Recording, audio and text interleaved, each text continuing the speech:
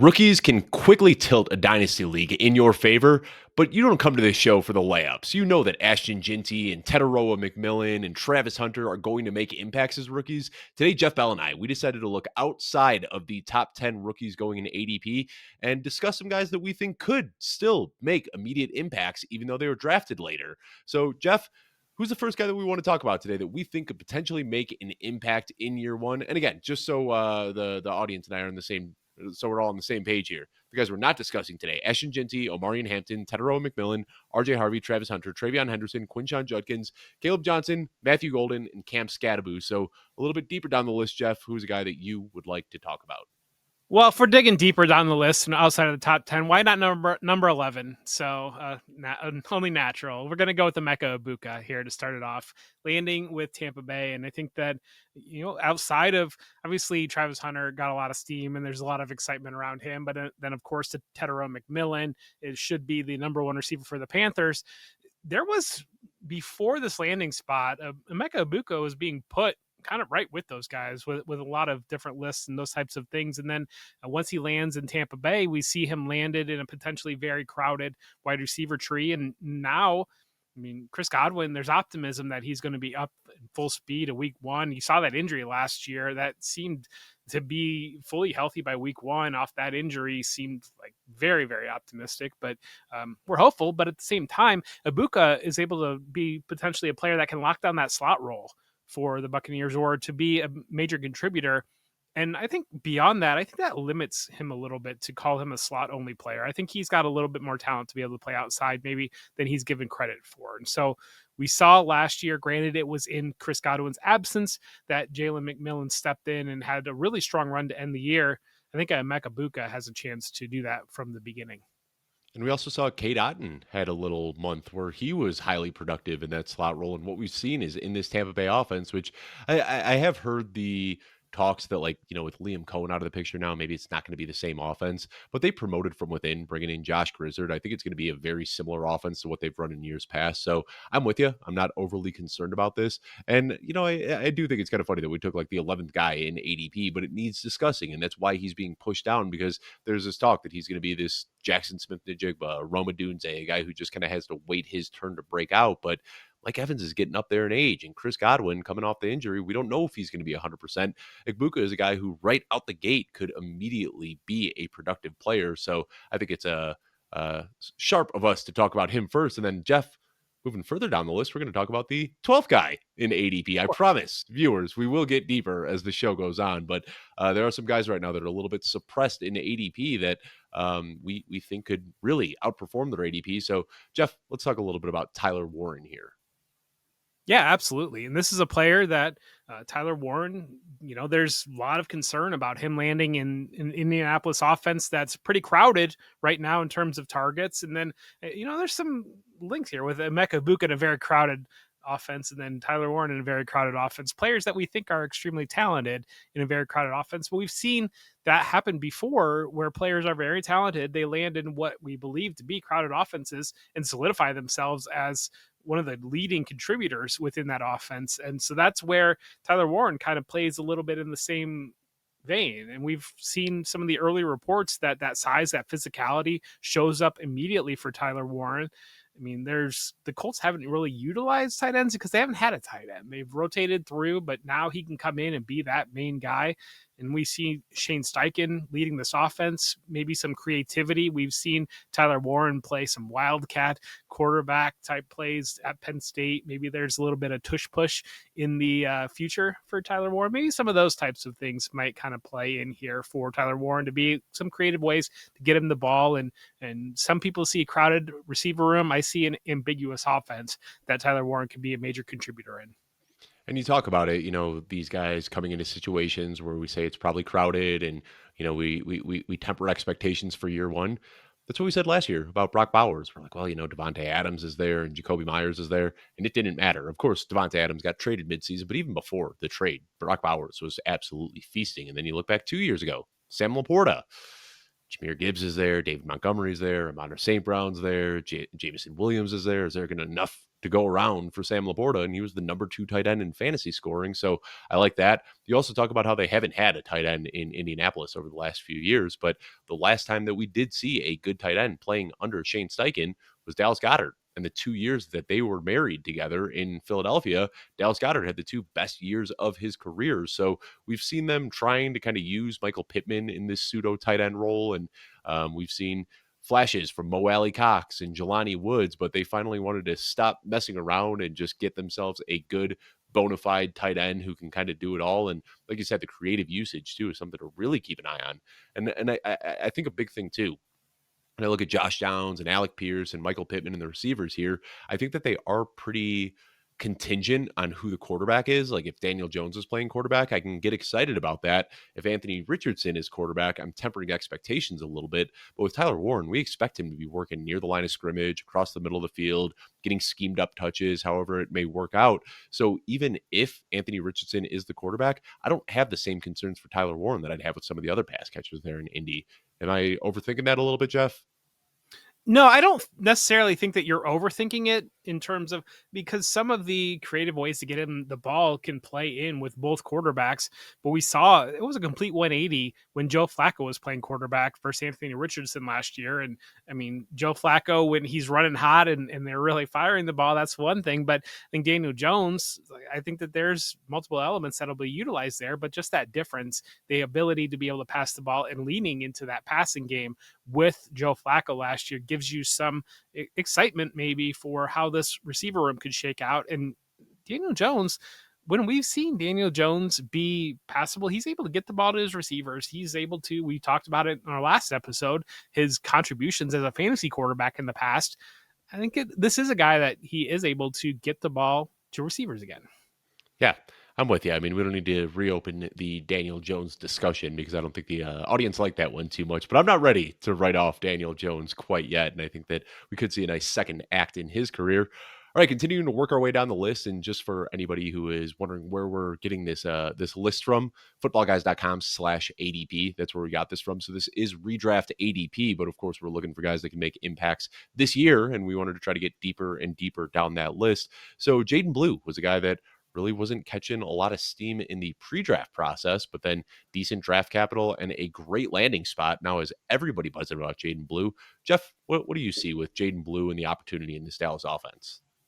Well, I think everybody was buzzing right after the landing spot because it was open. And then we saw some camp reports where it's like Miles Sanders is taking reps with the ones, and we know Javonte Williams potentially there. And to me, from at least from the best ball rooms and some of the other areas, it seems like Jaydon Blue has cooled off a little bit in terms of the hype. And to that, I say if he's as, obviously we know he's fast, but if he brings these explosive elements to the offense, maybe they start with a Miles Sanders or a Javonte Williams. But if you're looking at over the course of the season, I mean, this is still a wide open opportunity for Jaydon Blue to lock in as the back that you want in the Dallas offense. And so I do think it's interesting. Maybe it's just in my world, but at least from what I've seen, people behavior in drafts and just kind of general conversation around it, it seems to be some of the Miles Sanders news through cold water on Jaydon Blue. But I think it's one of the takeaways from these OTAs is coaches frequently say, we can't really see what the running back has if there's Right. no hitting and going on like with this. And so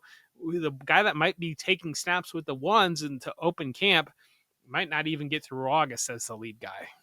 Yeah, that's a good point. And man, the Dallas backfield is one that is really tough to predict and project. And I might have the wrong call on this one. I'm a little bit bullish on Javonte Williams compared to the market. I'm a little bit bullish on Miles Sanders to the market. And that just comes down to uh, my analysis of Jaydon Blue. You know, I saw a pretty upright runner, a little undersized. The speed is obviously there, but I wonder if those skills are going to translate to the NFL, where we know Javonte Williams, Miles Sanders, they both have their inefficiencies as running backs, but I think that they have proven to be capable veterans at this point. But yeah, you talk about it, the big play upside. And if this Dallas offense does start clicking at some point in the season where things are getting unlocked with CeeDee Lamb and George Pickens, and they're just stretching defenses, and then defenses have to start playing back in, these two high shells and they start opening up run lanes, that's when we could see Jaydon Blue take over as that, what we always talk about, that late season rookie running back hammer here. So I think it still is a good process to go out and get him, even if I do have some concerns about the player himself, just because the opportunity's there and he brings one thing that Miles Sanders and Javonte Williams don't at this point in their career, which is speed. So anything else you'd like to add on Jaydon Blue there, Jeff? Well, I just think looking at this Dallas backfield in general, I mean, you can, again, we've talked before about the maybe being a little bit adverse to stacking a backfield, having multiple players in a backfield, but at the ADPs, I mean, Miles Sanders, I'm going to look it up here real Oh, he's quick, but going I like know it's round 18 in drafts. Like Miles Sanders is basically free 212 at the end of overall, drafts. running back 66. So, I mean, Yeah. he's basically free. Javante's well above that, but 110 overall. Jaydon Blue sitting here at, let's see, 131 overall. So Javonte Williams going 2-3 full rounds before Jaydon Blue. It's just a situation where it's just so cheap. And you know what the upside is, that if one of these players locks in and we do get a healthy Dak offense and George Pickens is integrated and CeeDee Lamb's back to being CeeDee Lamb, I mean, this is the type of position that can swing a fantasy league. Yeah, and I don't want to talk poorly about Rico Dowdle by any means, but like Rico Dowdle is a guy that I watch, and I don't see anything exceptional with Rico Dowdle. I kind of see him as a league average running back, and he really heated up over the second half of the season. And if you look just over the last month and a half of the year, you extrapolate that over a 17-game season, he was pacing for 1,700 rushing yards and 200 receiving yards, just kind of painting the upside for a guy that gets the opportunity in this offense, whether they are good or not. Sometimes it doesn't matter with running backs. If the opportunity is there, they're going to provide fantasy points. So that's why I think this is just a good backfield to throw some darts at all around. Jeff, this next guy we want to talk about was a pre-draft favorite of ours, Mason Taylor, and he went round 2 in the NFL draft. And I think a lot of people see the Jets. They see a first-time head coach. They see Justin Fields. They see a lot of running backs. They expect this kind of smash-mouth, ground-and-pound run game. But you and I are both a little bit more optimistic on Mason Taylor than both. Why don't you talk about this first, and then we can kind of open the discussion from there.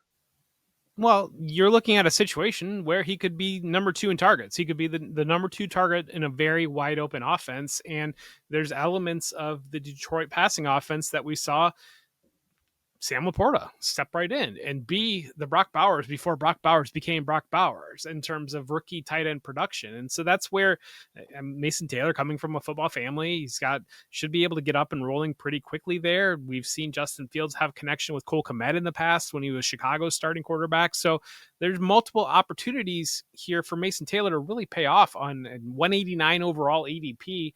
You're talking about 15th, 16th round of Mason Taylor. And by the time you get to that area, you're throwing darts on tight end anyways. And so, all right, every time we talk about a tight end on the show, we are contractually obligated to talk about Andrew Cooper.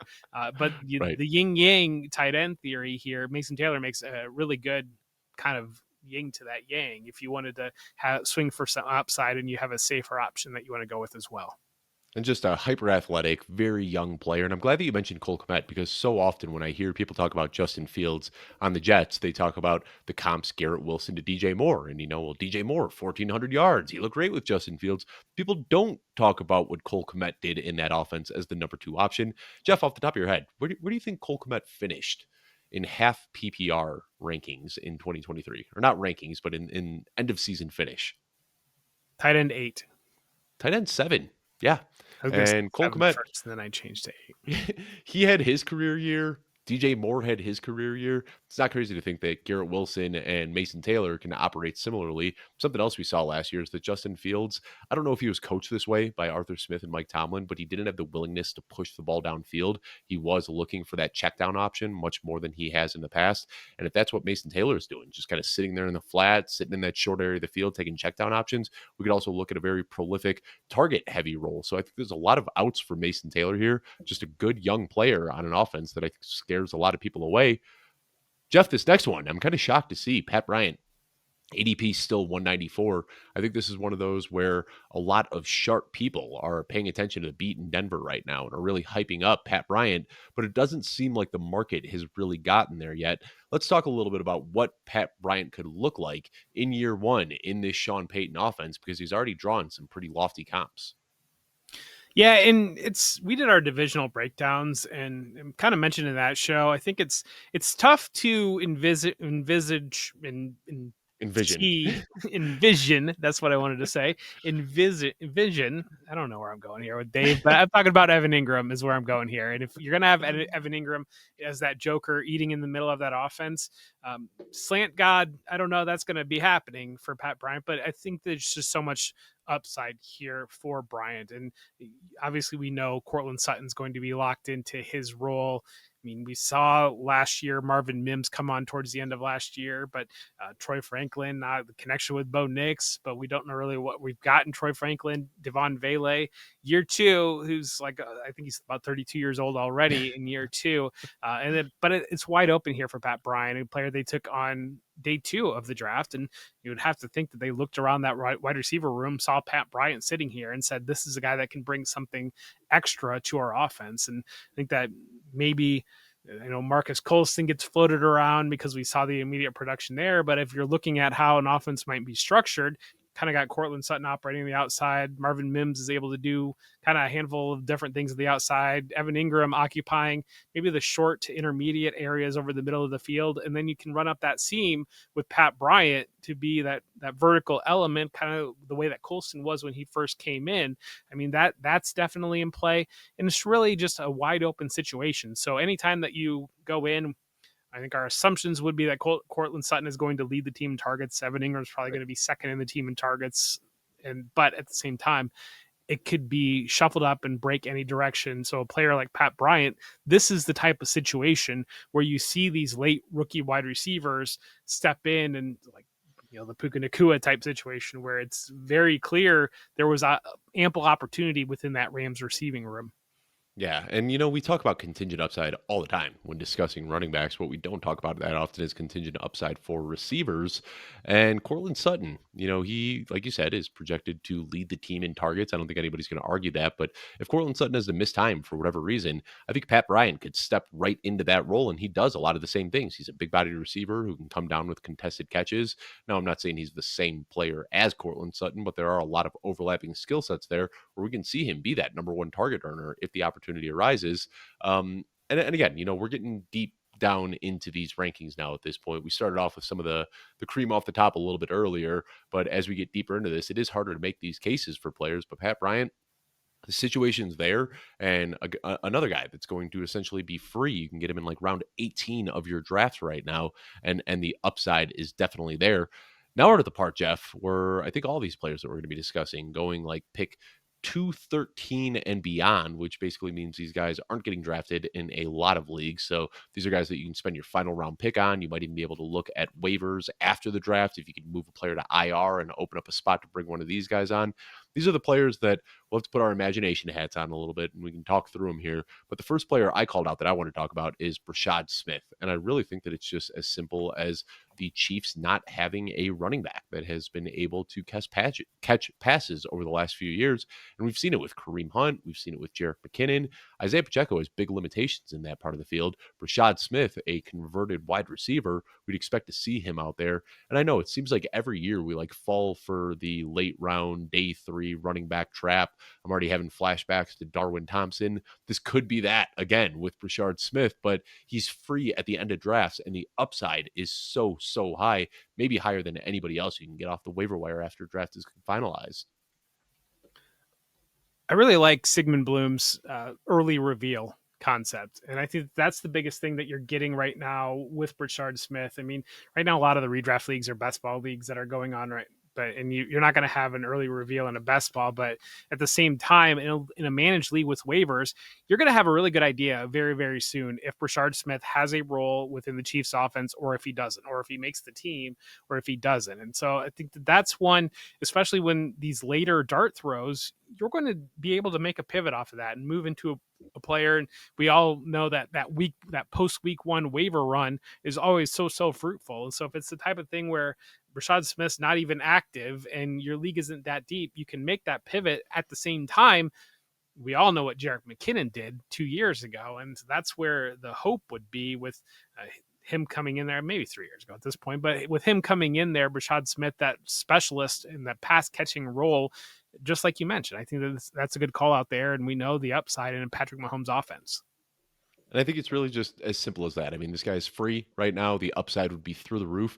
And if you're drafting, first of all, it's June 23rd right now when we're recording this. So much can change between now and the time that you draft, whether that's a Labor Day weekend or whatever it is. Brashard Smith could end up getting steamed up to an 8th round pick because of some hot training camp reports. He could end up not making the team, as you alluded to. So it's tough to make these discussions right now, but especially in Dynasty, you can get this guy in round 4, round 5 of your rookie drafts. He might have even gone undrafted, and definitely want to hold on to him for now. And I think that if he isn't going to be an integral part of this offense, they did make a lot of other additions, especially at the new wide receivers this year.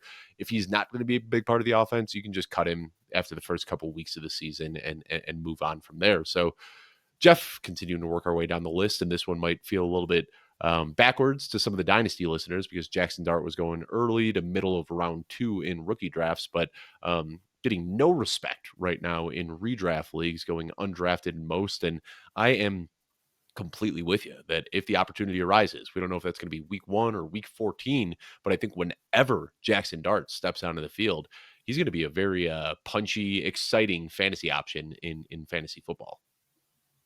So you can probably figure where I'm going to go with this question, but how many more rushing yards did Jaxson Dart have than Cam Ward in the last 3 years of college football? I don't think many. I mean, Cam Ward was pretty mobile, but lay it on me. Cam Ward had 406 rushing yards in the last 3 years. Jaxson Dart, 1,498. Wow. All right. Yeah. Over Yeah. 1,000 yards more than Cam Ward over the last 3 years. And sacks are counted in there. Maybe there's some sacks that brought that Cam Ward number down, but Jaxson Dart can move. Jaxson Dart is a mobile quarterback. And I think that's one of the things that people don't realize is there is really good mobility here with Dart. And he's playing with Malik Neighbors. And so I think that when you're stacking him up, when you're having the conversation about Jaxson Dart or Cam Ward in a redraft situation, I mean, obviously we don't know when Jaxson Dart might be the starting quarterback, but it sounds like the news out of the Giants camp is it might be sooner rather than later, because how is Brian Daboll going to save his job better than Jaxson Dart playing well early and kind of saying, hey, look what I did, versus kind of leaving that to whoever else comes in and bringing Jaxson Dart out in like week 14 and showing just enough promise that like, oh, you got to let me come back for one more year. Look at what we did. See, the problem lies. Have you seen if he makes it to week 14? The Giants' schedule is absolutely brutal. The Giants, it's really rough, and that's what you get when you're in one of the more competitive divisions, and you're probably the 4th place team in that competitive division. That's part of it, but the cross matchups, there's really not a lot of easy things on the Giants schedule. So Brian Daboll might not even survive to get Jaxson Dart into the game if he is waiting till week 14 for that decision to come down. But if Dart is even in camp, that's a situation where play the young guy and maybe see what you got there, because we saw the way that the wheels fell off with Russell Wilson towards the end of that Steelers campaign. And we know what coaches think about Jameis Winston at this point. So I think Dart has a really strong chance to take that job. And if he does, let's stack up the offensive environment for the Giants relative to the Titans, because who is the Titans' number 1 wide receiver? Calvin Ridley. Yeah, not Malik Neighbors. I can tell you that. Yes, but he is not. Calvin Ridley's no Malik Neighbors. Yeah. Yes. Then, and so that's where I think that Dart having some of that mobility and playing with Malik Neighbors and being Brian Daboll, we've seen him with Josh Allen in the past. And so I'm not making a comparison between Josh Allen and Jaxson Dart, but I am saying that we've seen him create an offensive environment that has allowed a quarterback to succeed. And so that's where Dart just completely off the radar. His not a gambling show, but his rookie of the year odds are like 3,500 right now to win the offensive rookie of the year. And so we know what happens with quarterbacks in award season. So I'm just saying, but I think that's just an interesting way down the board look here. And it does seem like when we look at these like bad teams that draft a quarterback and they've got an incumbent or a veteran there, we always look at the schedule and we're like, we can see it happening, week 8, week 9, week 10, week 12. And it always seems earlier than that because when these teams get out to bumpy starts, I mean, this is exactly what we saw with Justin Fields. Granted, it was an injury to Andy Dalton that really pushed him into a full-time starting role, but it was like week 2.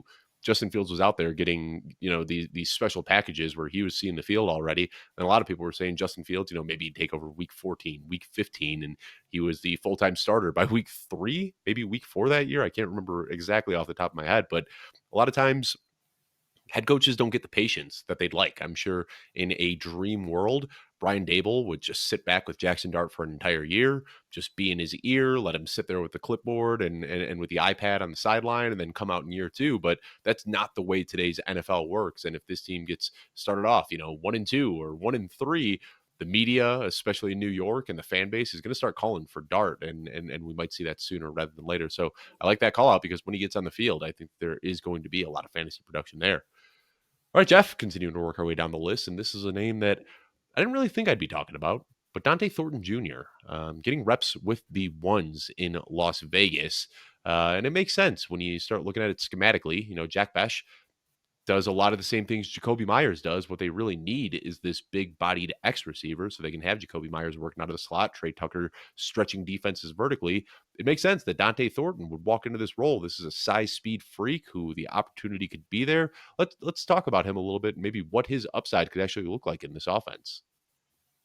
I mean, his upside can be scores a lot of touchdowns because he's faster than everybody else and gets behind the defense, and so that's the upside. And you're playing in an offense with obviously Brock Bowers is going to command what he's going to command, and Jakobi Meyers is going to as well. But I think we have pretty decent faith at Geno Smith's ability to get the ball to his playmakers, and Thornton Jr. has a great opportunity to be one of those playmakers. And this is an elite speed player. That speed is definitely there.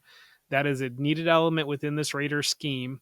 And so anything is on the table, I feel like, right now with Thornton Jr. And reality is maybe he becomes a better and best ball type player, or maybe he's a very touchdown dependent player, because expecting to see volume there is kind of optimistic at best. But I think about like a Nick Westbrook-Akine last year, or some of these Marcus Valdes-Scantling since last year. We've Quentin seen Johnson. Some of these big, fast receivers that all it takes is one play and they're in the end zone, and they do that again and again, and all of a sudden they're sitting here and they're wide receiver 36. Yeah, and I think that you said better in best ball, and of course it's the Dynasty show, but probably one of those guys that, again, like another guy that went undrafted after a lot of rookie drafts. If you're just doing a 4-round rookie draft, there's chances Thornton is sitting out there right now. And like you said, we're already getting reports that he is playing with the ones in Vegas. And Geno Smith could really elevate this offense too. And that's something that I think people just aren't considering. Like, if Geno Smith goes out here and throws for 4,600 yards this year, obviously the very super high end range of outcomes, but something that is within his wheelhouse. Even Brock Bowers can get his, and Ashton Jinty can get his, and Jakobi Meyers can get his. There could still be enough left over for Thornton to be a viable fantasy asset. So, yeah, just a free guy right now that you can pick up and put him on your taxi squad, or maybe hold on to him for week 1. But that drum beat has been pretty loud in Vegas so far, and I don't want to ignore that. All right, Jeff, working further and further and further down the list here. Tahj Brooks is a guy that I talked about a ton in the pre-draft process. Really a big fan of his game. Talked with Matt Waldman about him a couple of times as well throughout this offseason. Another big fan of his game. Pre-draft, Waldman actually had Tahj Brooks as either his RB3 or his RB4. I can't remember exactly, but just a great player at mitigating losses, great between the tackles, good in the passing game, can block as well. Just a well-rounded and complete running back. Got pushed down in the draft a little bit because he's an older guy and he's got a lot of miles on his legs. Actually, Ashton Jinty is the only college player with more touches over the last 2 seasons. But right now, you look at that backfield in Kansas City, Chase Brown is going to be the RB1, we assume. But last year, over the second half of the season, he was seeing 96.1% opportunity share. I'd expect that to get reeled back a little bit. And you look at Samaje Perine and Zach Moss, I don't think that they're good enough to hold on to that RB2 spot. I think once this starts shaking out in camp, Tahj Brooks can easily jump up to be the RB2, giving you similar production to what we saw from the start of the season last year with Zach Brown, and having the same contingent, or Zach Moss, and having the same contingent upside that we saw over the second half of the season from Chase Brown. So another guy that's basically just free right now, and a player that I'm a big fan of on a good offense.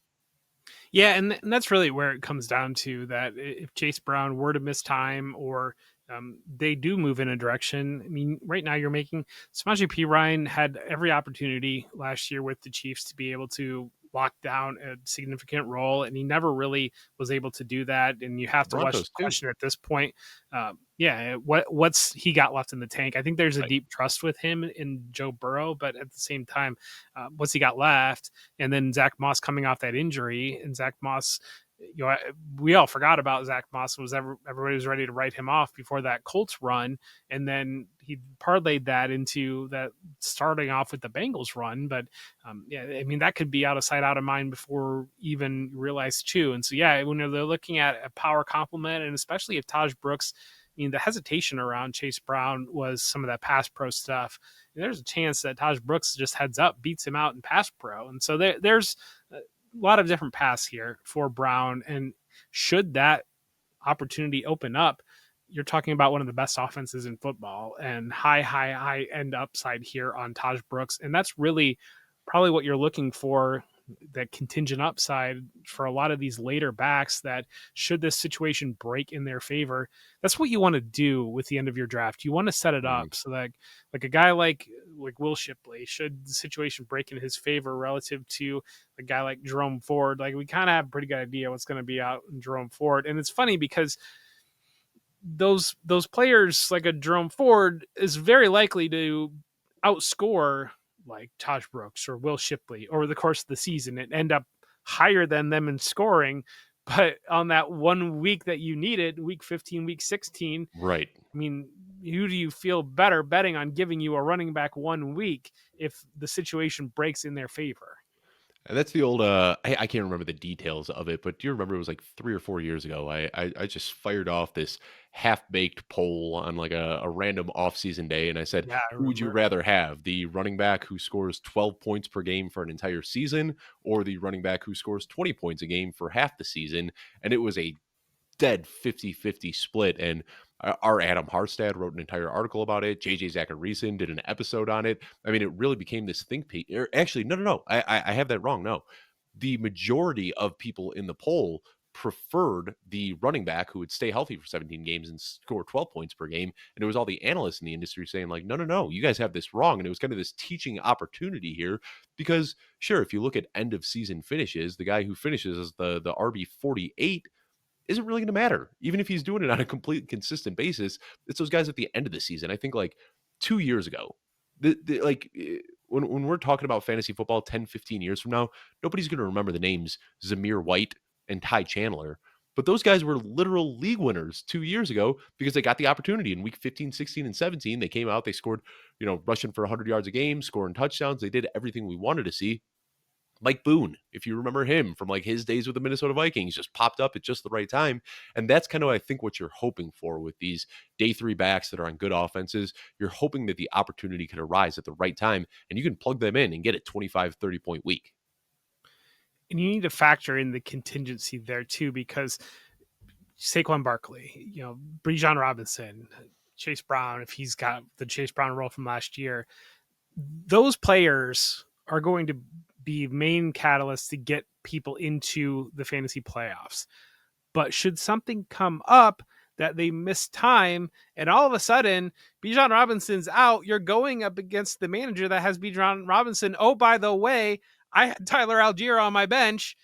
You are plugging in a top 12 running back option, and just the swing and points in that 1 week matchup is massive. And so I think that's something to, and you're playing basketball, whatever you're playing, that's a consideration too, that should Chase Brown be great for 12 or 13 weeks, and then week 15 comes up and you've got Tahj Brooks here on your bench and Chase Brown is going to miss that game.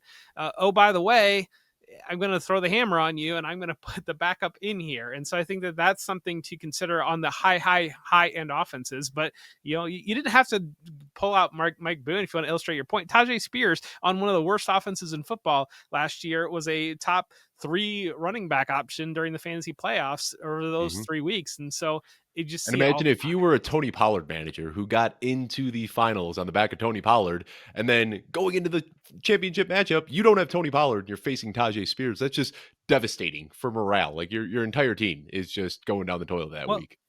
and it's fascinating because we're going to go into best ball theory now on a dynasty show like we naturally should, but at the same time, like I did pretty good on best ball mania last year in terms of initial advance rate getting out of the regular season. I built running back heavy teams and they got out, and then my pod luck wasn't the best. And really what happened is I had these running back heavy teams and running back stayed healthy, so you got into the playoffs with a bunch of running back heavy teams. But you can't debate the upside of a receiver heavy team with a backup running back, like a zero RB team in Yep. those like pod type situations or those one off Mhm. shoot-offs are just going to have a higher ceiling because of what you can get from replacement value from these deep running backs. And so it's like I feel like right now I'm like in a personal catch 22 on like I can build these running back heavy teams, and ADP is allowing me to do that. And I feel great about my regular season advance rate should I get decent health. But at the same time, getting into a pod and going up against somebody that hammered receivers And early has and then Tajay has fallen Spears and into Chase Tahj Brooks Brown. and like Will Shipley and Uh-huh. like whatever and Tyler Algier sitting here. It's just that there's a reason why zero RB came to fruition, and the landscape was much different then when it did, because everybody was grabbing running backs early, and so you were able to have multiple high end receivers and tight ends and quarterbacks on your roster, and then to be able to plug in these replacement players. But that's a reason why in dynasty your bench needs to be loaded with these guys, why your third and fourth round in your rookie draft, why your post draft waiver run should be just grabbing these running backs that have this upside. And we're off the rails, so let's just keep talking about this a little bit because a lot of times when we do talk about these injury away running backs, that people are just saying like, "What are you talking about? Like, why would I draft Tahj Brooks? Like, Chase Brown is a stud; he's going to get all the touches, sure." But like, I'm looking at it right now, and you almost forget once you get a little bit separated from the ceiling that Alvin Kamara missed weeks 16 and 17, David Montgomery missed weeks 16 and 17, Kenneth Walker missed weeks 15 and 17. Chase Brown, or I'm sorry, J.K. Dobbins missed some time. That was Tony Jones, not Aaron Jones, but a lot of players that helped guys get to the championships ended up missing those crucial weeks. And then you look at the scoring leaders over weeks 15, 16, and 17. I didn't remember this. Amir Abdullah was a top 10 running back during the fantasy playoffs last year. You already talked about Tajay Spears being there, but Jerome Ford, Rico Dowdle, a lot of guys that we didn't expect ended up being top 10, top 15 options down the stretch there. So that's why we want to take these darts on these running backs that are an injury away. To further hammer home the point, let's think about the Philadelphia Eagles passing attack. And I've seen Jahan Dotson and all these young receivers are guys that you want to have, but whenever they have AJ Brown, they have Devonta Smith, and they have Dallas Goddard, and No one else matters. whenever one of those three guys is out, they just throw the ball more to AJ Brown and Devonta Smith. They Yep. don't plug Jahan Dotson in there. If AJ Brown's out, they just throw the ball more to Devonta Smith and Dallas Goddard. And that's why it's so difficult to have like zero RB as a concept. Like I think that you can grab you can grab later wide receivers who can be contributors, but on a 1 week basis, it doesn't compare to being able to plug in a backup running back. Yeah. So I was a zero RB doubter for quite a while. Started like dipping my toes in the water maybe 5, 6 years ago.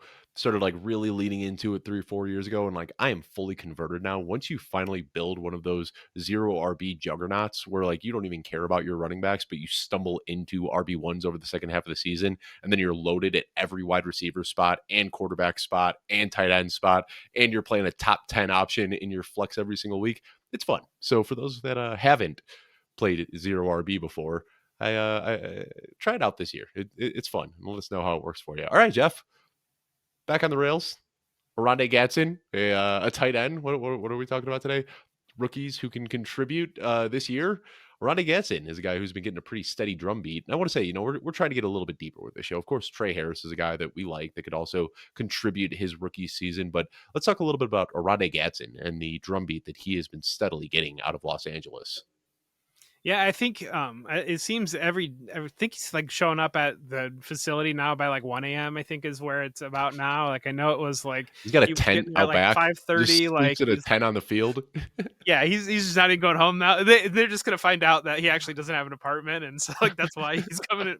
But yeah, so he's like coming in earlier and that's the story. And like there were all these stories during camp about he's in at 5 a.m. He's got full workout. He's done all these things by the time anybody else is getting there at like 9 a.m. And it's just like I think that if you are gonna be a little bit out there and do like any of that types of stuff, Jim Harbaugh is the coach he's gonna fall in love with you if you're doing those types of things. And then when you look at this situation, we've talked before about the rise of two tight end offenses and Mhm. teams looking for the Isaiah Likely prototype, so to say. I mean, Isaiah Likely became a prototype in Greg Roman's offense initially before that Roman was replaced and moved out of there. But that's where you have some of these tight ends. And you even flash back the 49ers when they had Vernon Davis and Delanie Walker Yeah, back yeah. when Jim Harbaugh was a 49ers coach. We've seen the opportunity is there. And you know that they would love to be this power run heavy team with two tight ends. And so that's where Gadsden really kind of fits in interestingly within that offense. And they've got options when it comes to, you mentioned Trey Harris, and Quentin Johnston's going to play more than anybody wants him to be. And Mike Williams is Mike Williams also is going getting a to drumbeat make too. some fantastic catches and then miss some time. But anyways, Gadsden has I think a really, really underrated opportunity there to be just a different type of a receiver offensive threat to allow. I mean, Tyler Conklin and Will Dissly, you're not, I don't think you're going to get very dynamic putting both Tyler Conklin and Will Dissly on the field at the same time. If you want to get vertical and have any passing elements, they might be able to great in the run game. But I think Gadsden is that potential difference maker if he develops and contributes immediately, like it seems like he's doing in camp. Yeah, and we did see these shirtless Tyler Conklin workout videos making the rounds on social media this week. So I know some people might get excited about that, but yeah, Gadsden is one of those guys that he made the right decision to switch to tight end because he started his college career as a wide receiver. And RC Salami, he goes to the Shrine Bowl, he goes to the Senior Bowl, he does all those sorts of things. And he asked Oronde Gadsden what I thought was a very good question at the Shrine Bowl. And he asked him, why did you make that switch from wide receiver to tight end? And he said that it was the coaches he had in college kind of told him, hey, you're a tweener. You're not going to be able to make it in the NFL as a wide receiver. And once you get to the NFL, they're not going to be able to take the time to help you develop these traits where you're going to have to learn how to block and do the things that tight ends do. So let's basically get you a 2-year head start on learning tight end so that by the time you hit the field as an NFL rookie, you already know all these things and you don't have to get coached up. Seems like it was the right decision because he's already out here impressing coaches almost immediately, before training camp is even open. So, like the Gadsden call out. And Jeff, there's one more guy on this Real, list, I just and yeah. Gadsden real quick though, just on he made a transition to tight end, but he's not Tyler Warren. You're not going to be plugging him. You're not going to be Right, putting him in line and being like, lead the way on this block. Like it's these versatile chess pieces that basically teams have figured out how to use tweeners, and that's what it right. was for the longest time. And Jonnu Smith, it took like nearly 10 years of him being in the league before teams figured out, well, maybe we should just get the ball in Jonnu Smith's hands in space and allow him to get ahead of steam because he's fast and defenses don't want to tackle him. So the teams are figured out how to use these players, I think, and just really the last couple of years have really figured that out. And so that's where Gadsden, if he's going to be on the field, he's going to be involved in the passing game. Mhm. He's not, and so it's nice because you can keep him out there and you can have that power run element with two tight end, quote unquote, but you're not putting him in line and expecting, hey, crack down on Chris Jones so we can run this run play here right now. Right. Yeah, and I think that I already see some fatigue starting to settle in with Justin Herbert. I still think he is a very good quarterback. I'd put him inside the top 10 of NFL quarterbacks. If I was building a He's franchise around a quarterback, he'd probably be inside my top 5, but it seems like people are just starting to kind of get sick of Justin Herbert because he hasn't won the big game yet. He hasn't had the playoff success. He's dealt with injuries throughout his career, but man, I think year 2 with Harbaugh and just better pass catchers around him, what do they call the definition of insanity? Doing the same thing over and over again and expecting different results. Well, I'm doing it again for like the fourth straight offseason. I am investing in this Chargers offense, and Justin Herbert and Oronde Gadsden is going to be a part of that. Last guy we want to talk about here, Jeff, Chimere Dike. We're looking at one of the weirdest wide receiver rooms I may have ever seen. The Tennessee Titans right now, they've got a blend of they drafted a bunch of rookies. They signed an undrafted rookie. They've got some veterans that they brought in off the street. They've got some veterans that have been there for the last couple of years. I kind of like this though. They're taking almost a quantity over quality approach, just saying like, hey Cam, we're going to put you out there in training camp. You're going to have like 18 wide receivers to throw the ball to, whoever you like. That's the guy that we're going to put out on the field in season. So talk to me a little bit about Chimere Dike and why you think that he could be one of the guys that ascends through this step chart. So, full disclosure here, we used Football Guys ADP, and it goes up to 337 players. And, player 333 is Dylan Gabriel, and this is one quarterback redraft. Player 318 is Phil Maffa. So, these are the rookies that we pulled. Chimere Dike is not in the top 337 players according to Football Guys ADP, which is aggregated multiple sources across the industry. We all pull them together to give you one ADP there on footballguys.com. Make sure to check that out. It's really, really handy tool. But Chimere Dike, Dave, imagine, so he's the first pick of the fourth round. Imagine if the Titans had traded up one pick to be able to, and had moved up to get him on day two. Could you imagine how good Chimere Dike might be if they probably as good as T. Higgins could have been if he went a pick earlier? Yeah, if the Bengals had moved up one pick and moved up to the first round draft capital, imagine. And so that's where, and I see it's. I just think this is a guy that was off the radar in Dynasty, and he probably never should have been. He wasn't a college fantasy football contributor. He wasn't a Devy player, and he ended up testing very, very well at the combine because he's a very good athlete. And he was in a Wisconsin offense that didn't really allow receivers to do much of anything. And then he was at Florida in an interesting situation last year. And so he was really just under the radar. But I think he is the type of player he can contribute as a returner. He's the type of guy who's creative when you get the ball in his hands. He's, again, an exceptional athlete, very, very high relative athletic score. They took him. They didn't have a third round pick because they had traded it for L'Jarius Sneed. And so they used, for them, very, very high capital to bring him in here.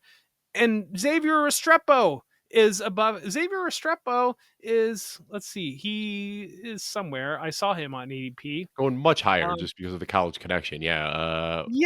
He's not even going to make the team. Like an undrafted player. And I don't know. But it's just very interesting to me because I think it was like the first day of rookie training camp. There was a report that came out about Cam Ward and Xavier Restrepo picking up where they left off, and I think that people got really excited about that, and then have had their head buried in the sand for the last month when it's just been this Chimere Dike drumbeat coming out of Tennessee. Yeah, and then Alec Aromanor lands there at the end of the fourth round, like an entire round later, basically. And because the expectation was that he would be a borderline first-round guy, he's going way above. Aromanor is going 220 overall.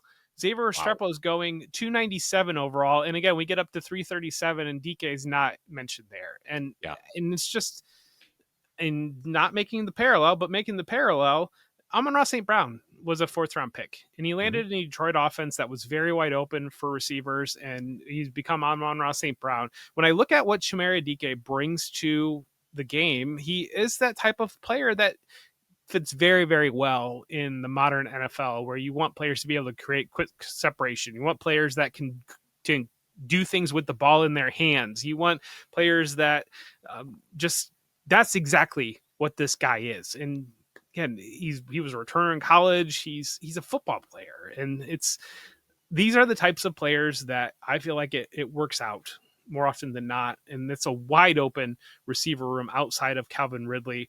I just think this is a great situation and a guy that is completely ignored.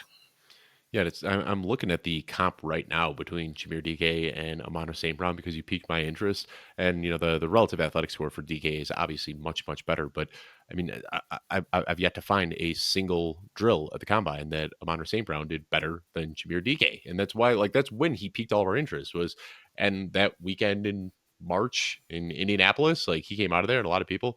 I mean, I wasn't too familiar with his name, Jeff. I remember we did a show on Combine Risers and Fallers, and I mispronounced his last name because it was a guy who wasn't really on my radar, but athleticism off the charts, and clearly the Titans liked him enough to bring him in, and now we're just hearing about him just being this supercharged rookie who's making plays at practice, and hopefully it will carry over into the OTAs. And as I mentioned, just kind of a wide open. Obviously, Calvin Ridley is the name we know, but besides that, it's a bunch of day 3 rookies and Tyler Lockett, and it's not looking right there. And Demike could easily ascend that depth chart. So, any closing thoughts today, Jeff, before we wrap this one up?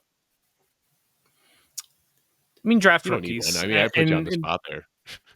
No, you're good. No, in Dynasty we do kind of go with the rookie mindset, but at the same time in redraft, I mean, it's fascinating. Like, take a minute and look at ADP data and like really look at it. Look at where players are going and look at it. Look at year 2 players. Look at where year 2 players are going in ADP, and think about where Bucky Irving went in last year as a rookie, or Ladd McConkey was going as a rookie. These guys, Bryant Thomas Jr., these guys are first, second, third round picks now in redraft, and they were completely off the radar. Or that you're talking about like 7th, 8th, 9th, 10th round, 11th round for some of these guys last year, and now they are a second round pick. And that's where you get these guys that step in, and it's not just like the one-off Puka Nacua example. It is rookies. There is value, even though they can get driven up the board. There still tends to be a lot of value, and especially when you're looking late, because we talked about a lot of the late players.